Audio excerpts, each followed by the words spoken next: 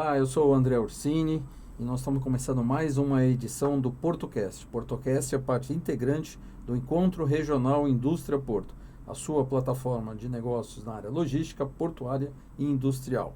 Lembrando que o PortoCast é produzido aqui no estúdio da WorldCom em parceria com a WorldCom Publicidade. Hoje eu estou recebendo aqui o engenheiro Adilson Gonçalves, que é professor, pesquisador do Núcleo de Estudos Portuários, Marítimos e Territoriais da Universidade Santa Cecília de Santos, é escritor, ele é membro da Academia Santista de Letras, engenheiro estatutário da Secretaria de Assuntos Portuários e Empregos da Prefeitura de Santos e membro da Comissão Técnica do Encontro Regional Indústria Porto pelo segundo ano consecutivo. Adilson, seja muito bem-vindo.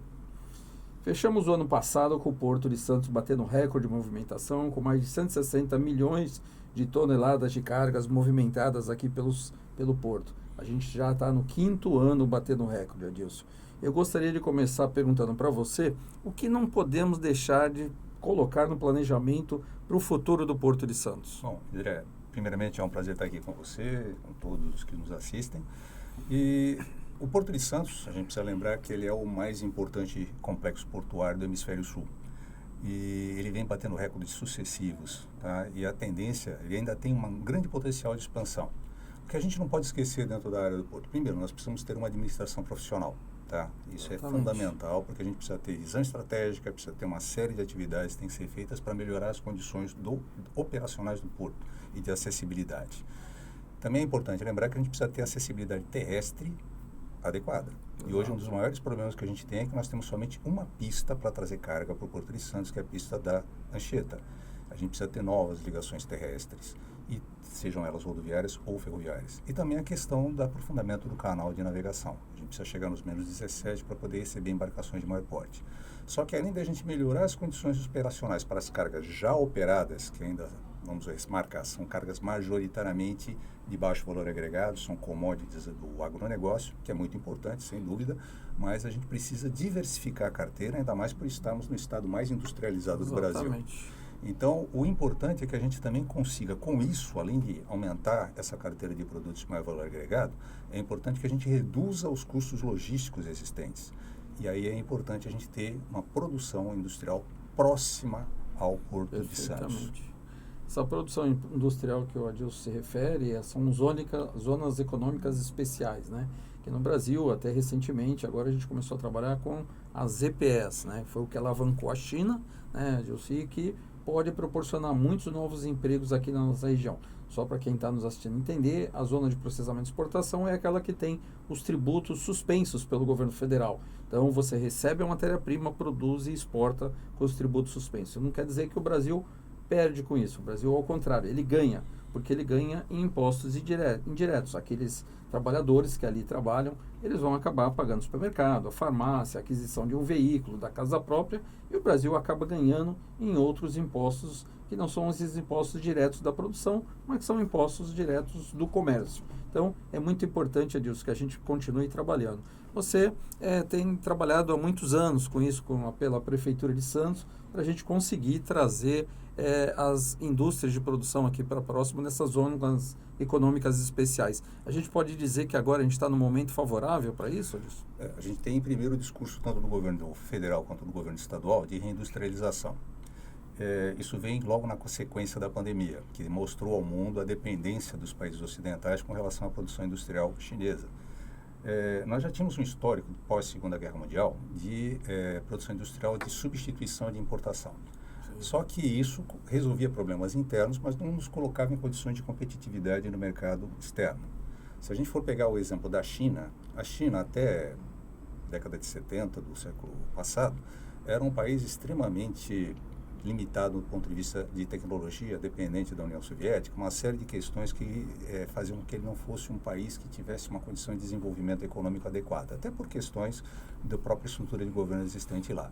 Só que por volta do final da década de 70, início da década de 80, eles fizeram uma opção por uma abertura econômica e aproveitaram da existência das zonas econômicas especiais e criaram hoje mais de 2.500. Num espaço de 30 a 40 anos, eles deixaram de ser uma economia incipiente para se tornar a segunda economia do mundo. E eles se tornaram o maior produtor de patentes. Eles produzem, por exemplo, em 2022, produziram o dobro de patentes que os Estados Unidos. Ou seja, deixaram de ser uma economia totalmente sem expressão para se transformar numa das maiores economias do mundo com alta produção de tecnologia. E as zonas econômicas especiais, que são mais de 2.500, como eu falei, eles tiveram a opção de manter as inteligências, formar inteligências no exterior para que retornem em condições de trabalho adequadas. Tiveram também a questão da transferência de tecnologia como obrigatoriedade de quem fosse se instalar lá, com as vantagens que eles ofereciam de mão de obra mais barata e tudo mais.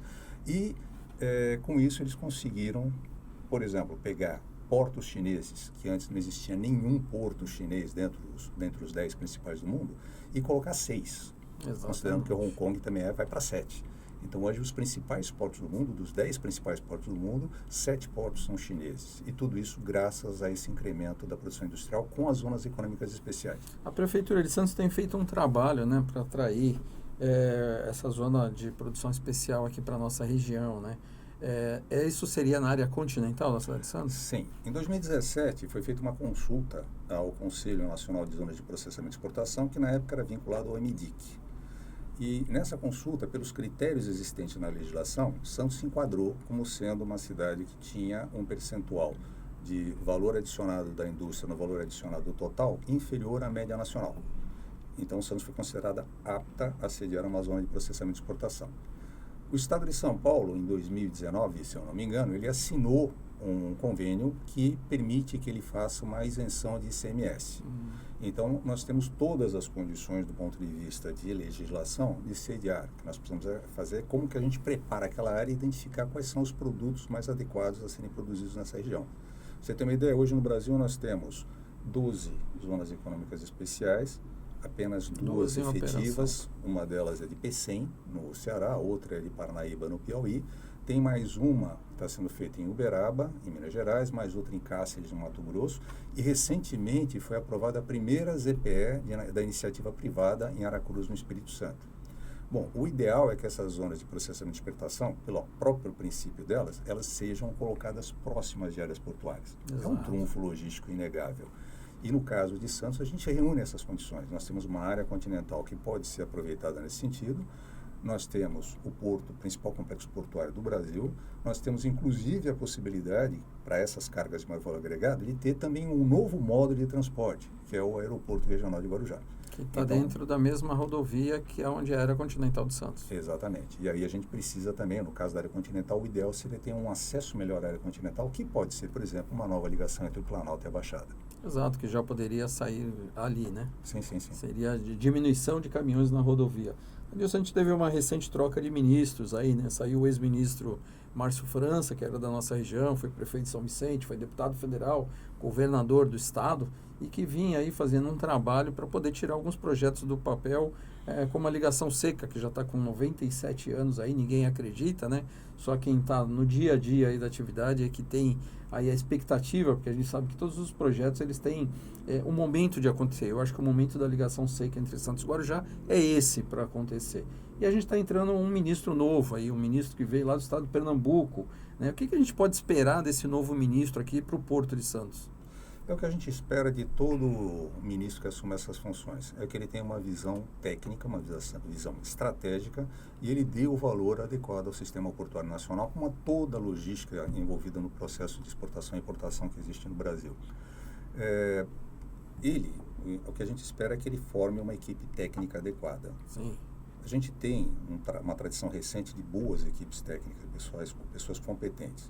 Logicamente, ele assumindo, talvez ele queira colocar um pessoal que seja indicado por ele, que ele considere pessoas de confiança dele. Mas o importante é que, ou mantendo as pessoas que já existem, ou a equipe completa, que parece que não é o que vai acontecer, ou parte dessa equipe, e agregando pessoas que tenham comprovada competência técnica na área, no setor portuário, que a gente consiga ter tanto a confirmação, aliás, a ligação seca já está no PAC, né? Está no PAC. Então é uma obrigação, e que a gente tenha também capacidade de negociação entre o governo federal, os governos municipais e o governo estadual, para que o porto seja entendido como uma necessidade, uma importância nacional e regional, e não apenas como sendo aquela coisa de dizer isso é do estado, isso é do governo federal, isso é do município. Que a gente tenha realmente uma relação porto-cidade e uma relação governo federal e estadual com o porto da melhor maneira possível. Isso é muito importante, quem está nos assistindo entender que o Porto de Santos, embora ele esteja localizado na Baixada Santista, mas ele é de suma importância nacional, né? A gente tem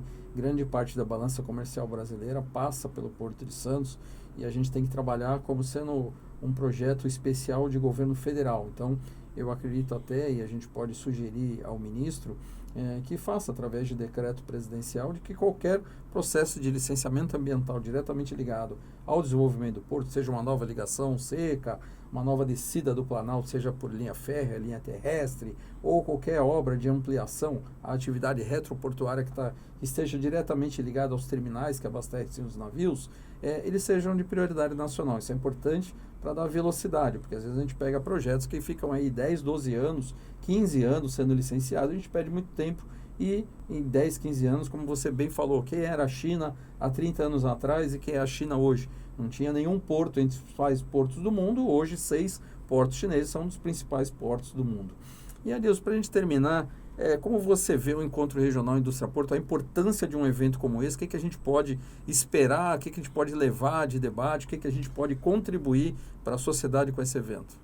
Olha, André, o evento do ano passado já foi um evento pioneiro e premonitório, porque ele foi executado logo após a pandemia, quando a gente detectou todas as deficiências que a gente tinha com relação a importações de produtos industrializados e, ao mesmo tempo, ele acabou sendo premonitório na medida em que o governo estadual e o governo federal que assumiram, o governador e a presidência que assumiram, eles adotaram a reindustrialização como parte de suas metas de governo.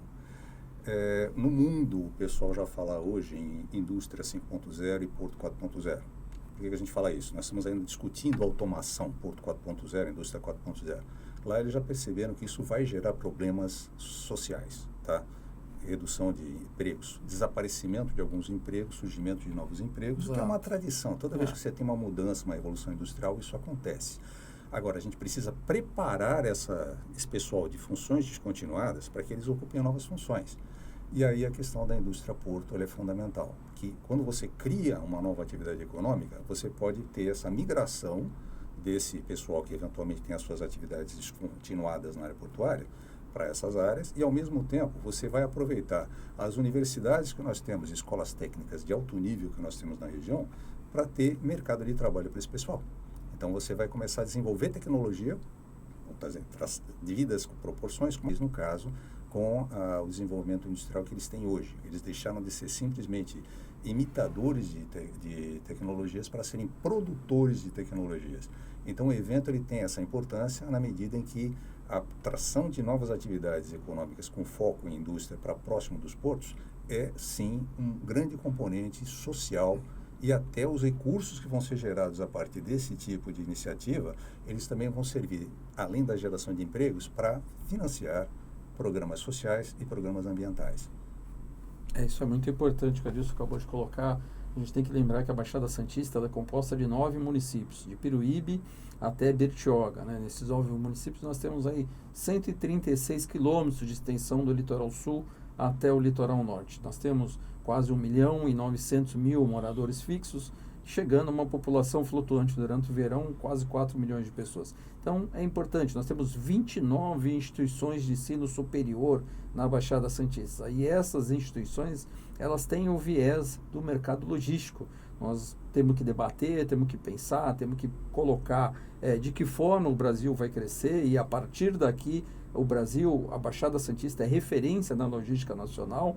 A gente tem que pensar como qualificar a mão de obra, como pensar num trabalho social para que a gente consiga fazer com que essa mão de obra seja mais qualificada, para que a gente diminua até os outros problemas sociais que nós temos em decorrência do desemprego. Então é importante que a gente vá para o debate no dia 10 de outubro, lá no Blumed Convention Center, para que a gente coloque isso na mesa, junto com as autoridades, junto com especialistas do mercado, junto com os nossos membros do Conselho do Encontro Regional Indústria Porto. Então, Adilson, queria agradecer demais a sua participação. É sempre bom a gente aprender com o professor Adilson, pessoa que eu conheço há muitos anos, um lutador da nossa região, da referência na área logística, e é muito satisfatório ter você aqui no nosso PortoCast, em parceria da Worldcom Brasil, com a TV Record, Band e Litoral, TV Tati Band Litoral, e o Encontro Regional Indústria Porto acontece no dia 10 de outubro. Esperamos vocês lá. Muito obrigado, Adilson. Muito prazer mais uma vez estar aqui com você e esperamos vocês lá.